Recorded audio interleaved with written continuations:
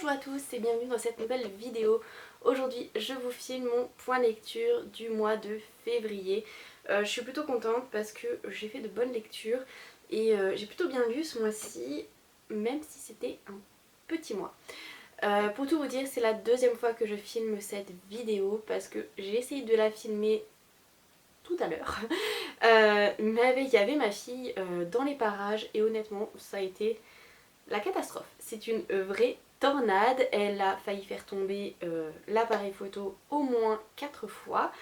Bref. À la fin de la vidéo, elle était un peu fatiguée. Je me suis dit, je vais la coucher pour sa sieste et je reprends depuis le début. C'est ce que je fais. Donc voilà, j'espère que je vais rien oublier parce que généralement, quand je fais deux fois les mêmes choses, la première au vif comme ça se passe plutôt bien. La seconde, voilà, et j'aimerais pas refilmer cette vidéo 4 ou 5 fois.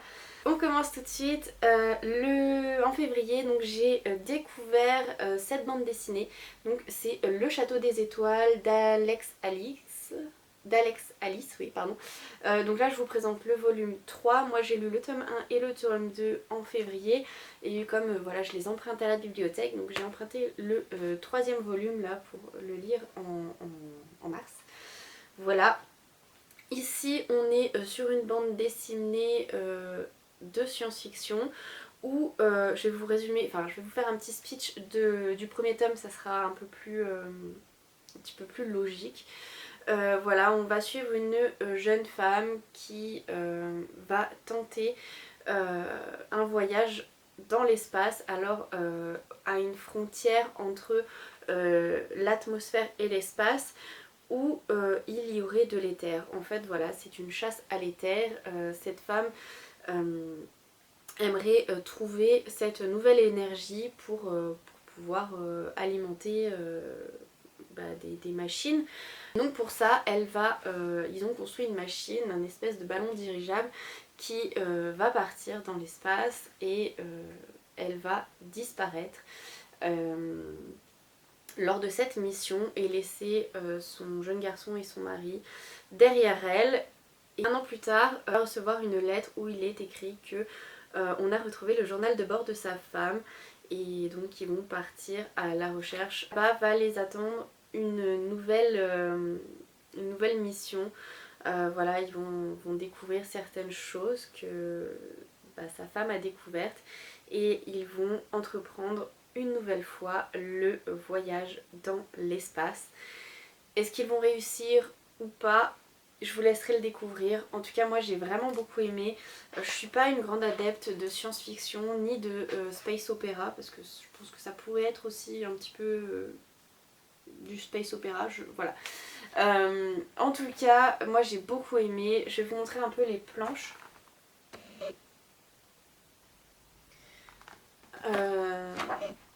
Je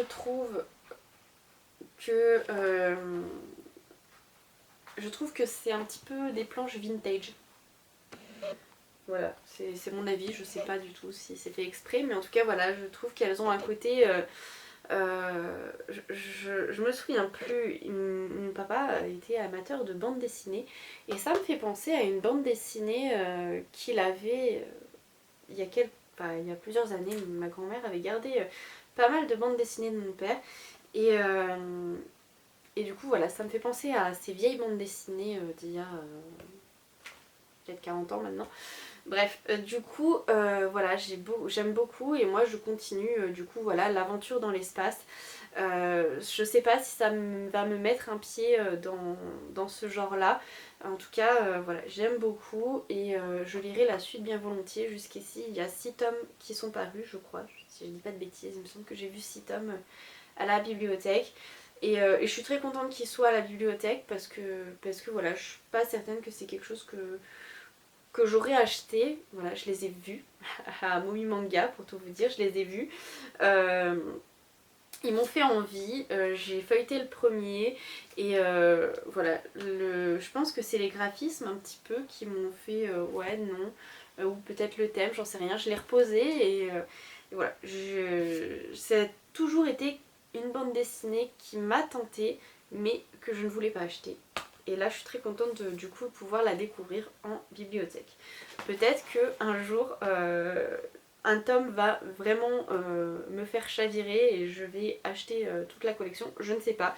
Mais en tout cas pour l'instant voilà, je suis très contente de les découvrir comme ça avec la bibliothèque.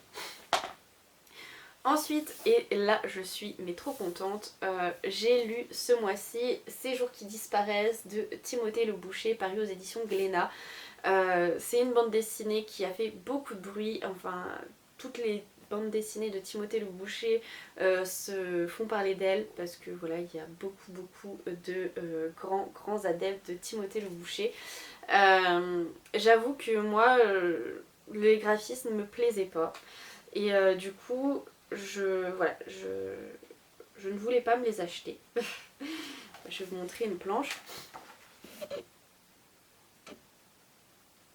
Parce qu'il me semble que je vous l'ai déjà dit 1000 fois, mais pour que je craque sur une bande dessinée, il faut que le graphisme me plaise, et là ça ne me plaisait pas. Du coup je ne me le suis jamais acheté, et puis je l'ai mis dans ma wishlist du swap avec ma voisine parce que mine de rien ça me tentait, je voulais découvrir, voilà, j'entendais tellement de bien de cet auteur que je me suis dit je essaye. Donc j'avais mis dans ma wishlist en sachant très bien que si elle me le prenait pas, je pense que je l'aurais jamais acheté. Et elle l'a choisi. Et du coup je l'ai lu et je l'ai commencé, je l'ai lu d'une traite. C'est très rare, même pour une bande dessinée, elle fait quasiment 200 pages. Et c'est vrai que moi, voilà, j'ai 3 enfants, je suis quelqu'un qui a besoin de son quota de sommeil, vous voyez. Sinon le lendemain matin je suis dans la souffrance la plus totale, donc je suis pas de ceux qui peuvent lire une bonne partie de la nuit tout en assumant le lendemain matin, c'est pas possible. En tout cas pour moi c'est pas possible. Et là je l'ai ouverte, je l'ai lue, j'ai commencé à la lire et puis en fait j'ai pas pu la refermer sans l'avoir terminée. Je m'en suis voulu le lendemain matin pour tout vous dire, mais je l'ai quand même lu d'une traite et c'était trop bien. Voilà, c'était trop bien. Et maintenant je vais vous faire un petit résumé que je vais essayer de ne pas faire trop spoilant, bien que je pense que enfin, vous devez savoir de quoi ça parle. Ici on va suivre un jeune garçon qui s'appelle Limbin, qui doit avoir 25-26 ans en tout cas, certainement moins de la trentaine. Avec ses amis, ils ont monté une troupe d'acrobates. Enfin, ils ont monté un spectacle de cirque ou une troupe de cirque. Voilà, lui il fait des acrobaties. Il fait des acrobaties un peu comme ça. Voilà, et puis lors d'un spectacle, il va faire une mauvaise chute. Et à partir de là, je crois quasiment dès le lendemain, il va se réveiller et en fait il manquera un jour à sa vie. C'est comme s'il avait dormi une journée entière et sur le coup il va se dire bah tiens la mauvaise chute fait que. Sauf que avec le temps il va se rendre compte que ces jours d'absence, et bah, quelqu'un va les vivre à sa place. Une sorte de dédoublement de la personnalité. Et puis au fur et à mesure de l'histoire, il va se rendre compte qu'il lui manque de plus en plus de jours. Son autre moi va vivre plus de jours que lui. C'est assez palpitant, c'est assez haletant, c'est aussi très effrayant. Mais voilà, c'est hyper addictif, c'est page turner. Et vraiment, si comme moi, vous êtes une tête de mule et que voilà, vous vous êtes dit tout le monde l'a lu, tout le monde a aimé, moi je ne le lirai pas, ou voilà, je suis réfractaire au graphisme, je ne la lirai pas, découvrez-la, je vous assure, vous risquez d'être surpris. Moi ouais, vraiment j'ai tourné les pages comme ça et waouh. Voilà, c'est mon coup de cœur graphique de ce mois-ci, j'ai vraiment adoré. Et pour le coup, voilà, maintenant je vais regarder un petit peu ce que fait Timothée Le Boucher d'un peu plus près. Et je pense que je vais lire les bandes dessinées qui sont des coups de cœur pour tout le monde sur, sur YouTube. Là en bibliothèque j'ai emprunté Podum. Là encore je voulais pas l'acheter parce que ça me tentait pas. La couverture me rebute un peu. Mais ça a fait tellement parler de cette BD a tellement fait parler d'elle que je me dis il faut que je la découvre. Et donc voilà, c'est grâce à cette bande dessinée que je me dis voilà Julie, ne te réfrène pas à une couverture, à une charte graphique, c'est pas parce que voilà les planches ne te plaisent pas que le message derrière ne te plaira pas. Donc j'ai emprunté Peau d'homme et je vous en reparlerai j'espère à la fin du mois. On continue, ce mois-ci j'ai lu un roman, oui, parce que du coup ma louloute elle me les a éparpillés. J'ai lu Sorcery of Thorn donc de Margaret Rogerson, paru aux éditions Castelmore dans leur collection Big Bang. Donc il me semble que c'est leur collection jeunesse. Le point fort, je vais le dire tout de suite, de ce roman, ce qui m'a vraiment beaucoup plu au moment où je l'ai lu, c'est que c'est un tome unique. Il y a la mise en place de l'intrigue, le déroulement, les actions et la résolution évidemment de cette manigance, de ce complot. Et j'avoue que ça fait du bien en fantasy, voilà, il y a tellement de grandes sagas, Nevermore c'est 8 tomes, Gardien des Cités Perdues c'est 7 ou 8 tomes aussi, même s'ils sont tous parus, c'est quand même une grande saga. Ça fait du bien de lire des one-shots de temps en temps et franchement, c'est je pense l'une des forces de ce roman, c'est qu'il est complexe, qu'il est hyper bien ficelé, enfin voilà, moi j'ai trouvé vraiment bien. Et en plus c'est un one-shot. Voilà, donc vraiment il a tout pour plaire celui-ci. Alors ici on va suivre Elisabeth qui est une jeune femme qui a été adoptée par une bibliothèque. Quand je dis ça, c'est qu'en fait c'est une directrice de bibliothèque qui l'a découvert, enfin qui l'a recueilli et elle a grandi dans une des grandes bibliothèques du royaume et elle va grandir avec pour ambition de devenir gardienne du livre, des livres, je crois que c'est gardienne et pas bibliothécaire, j'ai peur de dire une bêtise, mais en tout cas voilà, elle veut devenir une des gardiennes de ces manuscrits. Dans ces grandes bibliothèques sont regroupés des sortilèges, des livres de sorts, des manuscrits, des grimoires anciens, des grimoires magiques. Moi je les vois comme voilà, les livres d'Hagrid que Hagrid demande à ses élèves d'apporter à Poudlard. Je sais pas si vous voyez cette espèce de grosse araignée. Ces grimoires sont tellement remplis de magie qui sont vivants en fait. Voilà, ils sont animés, ils sont vivants. Et un jour, dans la grande bibliothèque où elle grandit, un des grimoires va être libéré et va se transformer en sortilège, en une espèce de monstre. Qui va tuer la directrice de la bibliothèque et que Elisabeth va réussir à vaincre. Seulement elle va être accusée d'avoir libéré ce grimoire et donc on va l'emprisonner dans cette bibliothèque. Elle va être ramenée à la capitale où elle va être entendue, voilà, où elle va devoir se défendre lors d'un procès. Et en fait, tout va pas se passer comme prévu. Je vais m'arrêter là pour le petit résumé parce que après, voilà, je vous raconte l'histoire et ce serait bête. Mais j'ai beaucoup aimé cette histoire. Voilà, je la trouve assez...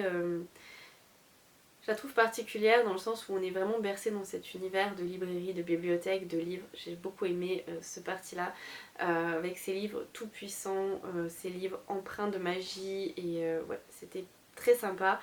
J'aime beaucoup les personnages qu'on voit évoluer au fil de l'histoire. Elisabeth qui a beaucoup de préjugés, qui au final, comme elle a grandi dans cette bibliothèque, c'est beaucoup de choses sur les livres mais pas beaucoup sur le monde extérieur et voilà, on voit un petit peu ces a priori tomber les uns après les autres. J'aime beaucoup aimer découvrir Nathaniel et voilà, ces fantômes du passé un petit peu, voilà, son histoire et ce qu'il porte sur les épaules. C'est une chouette histoire avec un personnage féminin qui est assez fort. Donc voilà, vraiment une bonne lecture. Ça n'a pas été un coup de cœur pour moi.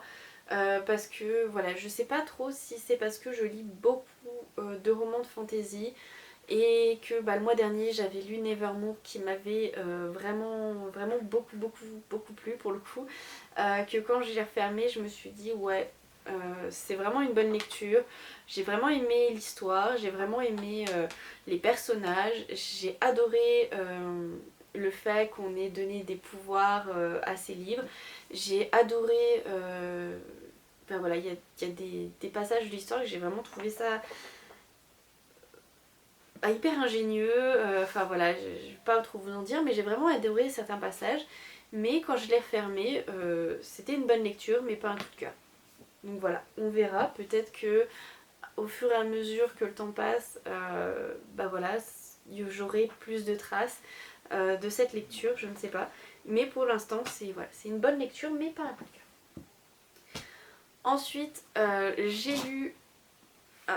j'ai lu Moon Brother de Sarah Crossan, paru aux éditions Rajo. Vous savez, c'est ces romans qui sont écrits avec cette mise en page là. L'auteur a écrit Inséparable, c'est écrit là, qui a fait beaucoup parler de lui il y a quelques temps, je crois environ 2 ans. Et donc moi j'ai trouvé celui-ci en bibliothèque et je me suis dit bah tiens, je vais découvrir ces romans qui ont beaucoup de succès il y a quelques années. Ici on est avec Joey, qui est un jeune homme de 17 ans. On se rend vite compte qu'il n'a pas eu la vie facile. Voilà, sa maman, son papa est parti quand il était très jeune. Sa maman avait des gros problèmes d'addiction à l'alcool. Il a été plus ou moins élevé par son frère et sa sœur. Son frère qui était la figure paternelle et la sœur qui était sa figure maternelle qui faisait à manger. Voilà, son frère qui lui a appris à faire du vélo, etc. Et puis un jour, son frère va partir après une dispute avec sa mère. Il va se faire arrêter et il va être emprisonné pour avoir tué un flic.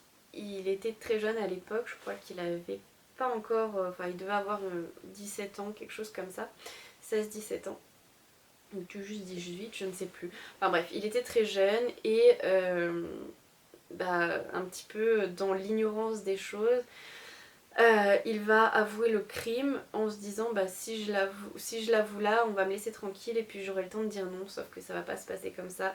Comme il aura avoué le crime, il sera condamné à mort puisque dans l'état où le gendarme ou le policier a été tué, eh bien la peine de mort est en vigueur. C'est un petit peu, voilà, vous devez le savoir, la particularité aux États-Unis, c'est voilà, vous tuez quelqu'un dans un état, vous avez pas que, mais vous avez des peines de prison. Vous tuez quelqu'un dans l'état voisin et vous pouvez finir dans le couloir de la mort, enfin vous finissez dans le couloir de la mort puisque la peine de mort est en vigueur. C'est un petit peu particulier, mais c'est ce qui se passe là-bas.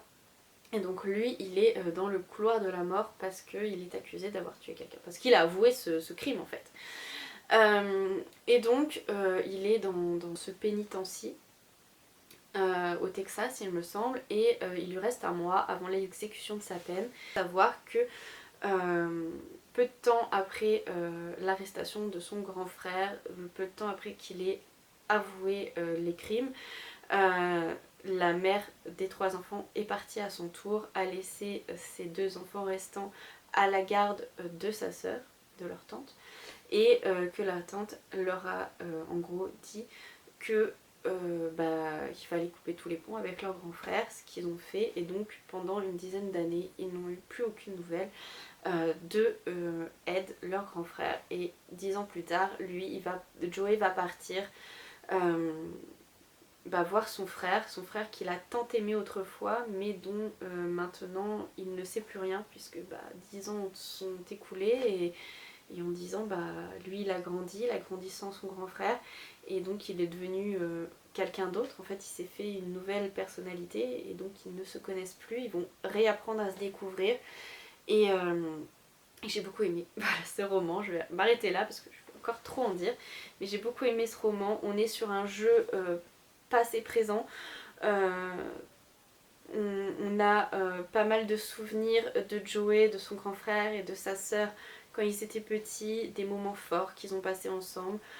C'est comme ça qu'on se rend compte que finalement Ed est la figure, figure paternelle de Joey, où voilà, il a assisté aux réunions parents d'élèves, voilà. Vraiment, ils avaient un lien très très fort, ces trois enfants, et, et de tout ce qui s'est perdu entre, pendant 10 ans, en fait, pendant le temps de l'arrestation, c'est très triste, c'est un roman bouleversant, moi je trouve. Je vous le recommande si vous avez toujours pas découvert ce roman. Moi, voilà, si j'ai l'occasion de trouver d'autres livres de l'autrice, je pense que je les prendrai, je les lirai très volontiers. Ça se lit très très vite parce que bah voilà, hein, vous avez vu un peu la mise en page, ça se lit vraiment très très vite et waouh quoi, on prend une claque quand on lit ce roman et voilà, je vous le recommande très chaudement si c'est toujours pas fait. Je vais vous montrer parce que comme les derniers je les ai lus et rendus. Alors j'ai lu Le Club de l'Ours Polaire, le tome 1, Stella et les mondes gelés, donc c'est par Alex Bell, paru aux éditions Folio Junior. Voilà, j'espère que la mise au point se fait. Ici on va suivre donc Stella, qui est une jeune fille qui a été adoptée par son père adoptif. Voilà. Lorsqu'elle était tout bébé, c'est un explorateur et lors d'une de ses missions au monde gelé, il a trouvé ce petit bébé dans la neige et donc il lui a sauvé la vie, il l'a recueilli et il l'a élevé comme si c'était sa fille. Le jour de son anniversaire, je me souviens plus quel âge elle a, mais le jour de son anniversaire, elle va lui demander comme seul et unique cadeau de partir en expédition avec lui. Sauf que le travail d'explorateur est réservé uniquement aux hommes. Et donc il va lui dire non et il va lui offrir un autre cadeau à la place. Sauf que la sœur de l'explorateur, qui est censée garder la jeune fille pendant que le monsieur part en expédition, va lui proposer un tout autre avenir pour sa fille, un avenir qu'il ne lui souhaite pas, et donc il va l'emmener en expédition avec elle, il va l'emmener avec elle au siège du club de l'ours polaire, qui est le club explorateur dans lequel il est membre. Il y en a d'autres, mais celui-ci c'est le sien. Et il va la présenter au chef du club de l'ours polaire et il va lui demander son accord pour qu'elle fasse partie de l'expédition. Il va pas être bien d'accord, mais on se rend vite compte que son père adoptif, c'est un petit peu celui qui finance les expéditions, et donc ils vont accepter. Et elle va partir avec les explorateurs. Il y a deux groupes, il y a les calamars, le club des calamars il me semble, et il y a les clubs des ours polaires qui vont partir ensemble. Lors de cette expédition, il y a 4 enfants. Ils vont commencer à partir en expédition, voilà, sur les monts gelés, et ils vont être les enfants coupés du reste du groupe. Eux seuls vont pouvoir explorer cette partie du monde et atteindre peut-être ou pas leur objectif. C'était une chouette lecture, là pour le coup c'est très jeunesse, mais c'est plutôt sympa. On va suivre cette bande de jeunes qui ont affronté moult péripéties. Ils ont tous très très envie de faire leurs preuves, de faire des découvertes, de rapporter quelque chose d'inédit, de nouveau. Rencontre avec eux des créatures fantastiques inédites, et voilà, vraiment j'ai beaucoup aimé. Et je termine par mon coup de cœur, si je vais au bon endroit. Mon coup de cœur du mois, j'adore cet auteur, vraiment, c'est un de mes auteurs chouchou. Passé un temps j'en lisais beaucoup, il fait partie de ma wishlist depuis très longtemps. J'adore ce cycle tout particulier de l'auteur. Donc c'est Oscar et la Dame en rose d'Éric Emmanuel Schmitt. Voilà, paru aux éditions, moi je l'ai lu chez Albin Michel, parce que je l'ai emprunté à la bibliothèque. Mais voilà, comme je vous dis, il existe au livre de poche. J'adore Éric Emmanuel Schmitt, j'adore les messages qu'il fait passer dans ses romans. C'est un auteur philosophe, mais quand vous le lisez, c'est pas lourd à lire. Voilà, c'est vraiment bien. C'est simple en fait comme lecture, et vraiment, si vous connaissez pas l'auteur, moi je vous dis allez-y, c'est vraiment. J'ai envie de me remettre à lire cet auteur suite à cette lecture. Euh, mais voilà, j'ai vraiment adoré cette lecture. Donc ici, dans le cycle de l'invisible d'Eric Emmanuel Schmitt, j'ai lu presque tout le cycle il me semble. Mais voilà, bref, trêve de blabla, je vais vous parler de ce roman. Ici on suit un petit garçon qui est atteint d'une leucémie et qui a subi, qui a eu les traitements, qui a eu une opération, mais rien n'y fait, sa leucémie est intraitable. Il se qualifie lui-même de mauvais patient. C'est... je sais pas comment... Je vais vous raconter l'histoire en fait. L'auteur décrit ça très bien. Le médecin qui vient voir son patient, mais il n'a plus rien à lui proposer comme traitement. Il est assez désemparé, donc je pense que sur son physique, sur son attitude, ça doit se voir. Et donc il se qualifie de mauvais patient parce que il répond pas bien au traitement du docteur. Le docteur, lui, il met toute sa bonne volonté pour essayer de le soigner, mais lui il n'y arrive pas, quoi. C'est pas possible. Il est vraiment mauvais comme petit garçon patient. Et en fin de compte, ce petit garçon ne supporte plus le regard qu'on pose sur lui, ce regard de cause perdue en fait, autant de ses parents que des bénévoles qui viennent passer du temps avec ses enfants à l'hôpital. Cette attitude du médecin, enfin voilà, il est vraiment... même si bon, il n'est pas en colère, il n'y a aucune colère, mais vraiment, il aime pas. Enfin voilà, il se sent mal, je pense, face à cette attitude. Et il y a une dame qu'il a surnommée la Dame Rose, et une dame en rose, et qui elle cette dame ne lui fait pas ressentir ça. Elle le voit pas comme un enfant qui va mourir, elle le voit simplement comme un enfant. Mettre un jeu en place qui va prendre 1 an par jour.